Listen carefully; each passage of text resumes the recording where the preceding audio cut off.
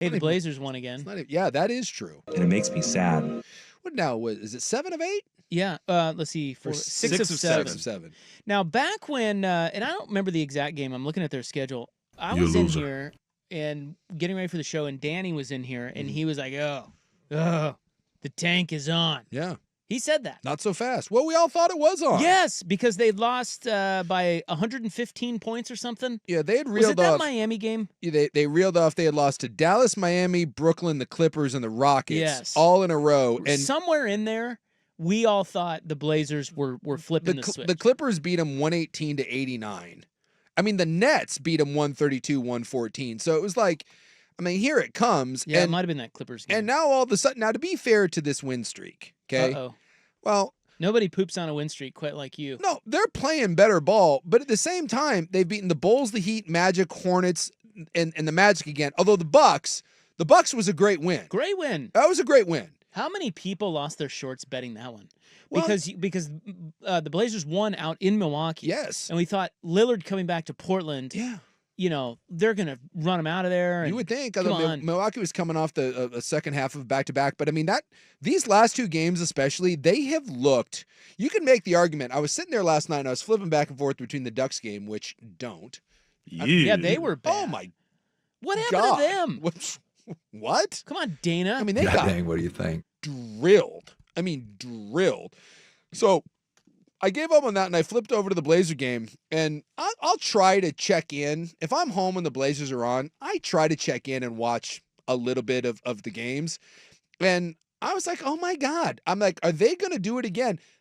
They look legitimate right now. And then you remember, it's not like the Magic are any good, but like if you want to get one of the top 6 worst records, or I guess the top 6 picks, those are the teams like Orlando that you need to lose to. Like, you're going to lose to the Oklahoma Well, how many City. times are we going to say this? I think we're beyond I that. think we're beyond the tank. They're almost 10. They're only 10 games under 500. Yeah. So they're not. No. I mean. Well, I mean, if this is what it is, and granted, they're going to pick 12th. You could see post All-Star break, post trade deadline, maybe you move one of the 2 of the veterans, maybe start shutting guys down, but it does appear right now that the tank is not on, that the tank is off.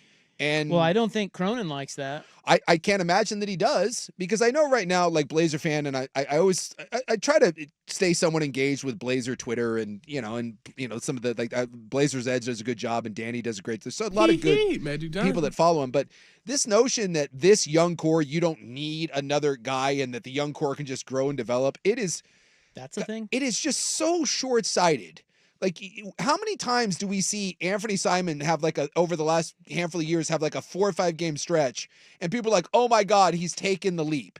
And we do that with Shaden, and we do it with Scoot. Now, I do think Shaden might even be worse because he hardly ever plays, and he has one good game, and we're like, he can be a cornerstone. Now, and you're like, God. I do think that Denny and I think that Tumani Kamara, I think they are what they are, and I think those are nice, solid building blocks, but we get so ahead of you go on a 6-game win streak, you beat one good team, and all of a sudden it's like, we don't need another top 3 pick. It's short-sighted beyond belief, but it kind of feels like that's just the path where this is headed. So what do you do if you're Cronin now? You can't fire Chance, can you? I mean, at the end of the day, day, you want to lose, you better, because Chauncey's trying to win. Well, he doesn't have a contract, so you can just let him go. You can, but I don't think you can. You're playing too well. And that's the thing. Then that's a way worse look for your image. Yeah, now Cronin's stuck. Yeah. Because Chauncey wants to win, and they're winning. Yeah. And Cronin's like, damn it, I want him to lose.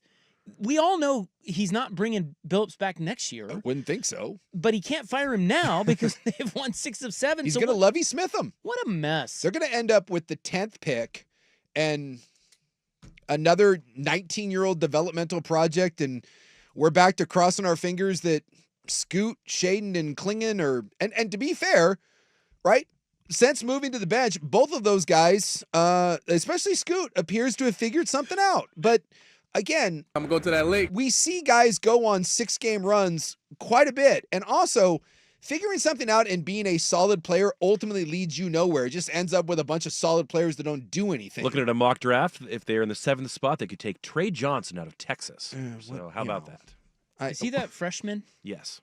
Yeah, he's pretty good. I saw him not too long ago. But I think he's a little undersized though, isn't he? 6'6", 190. Hey, that's 6'6". perfect.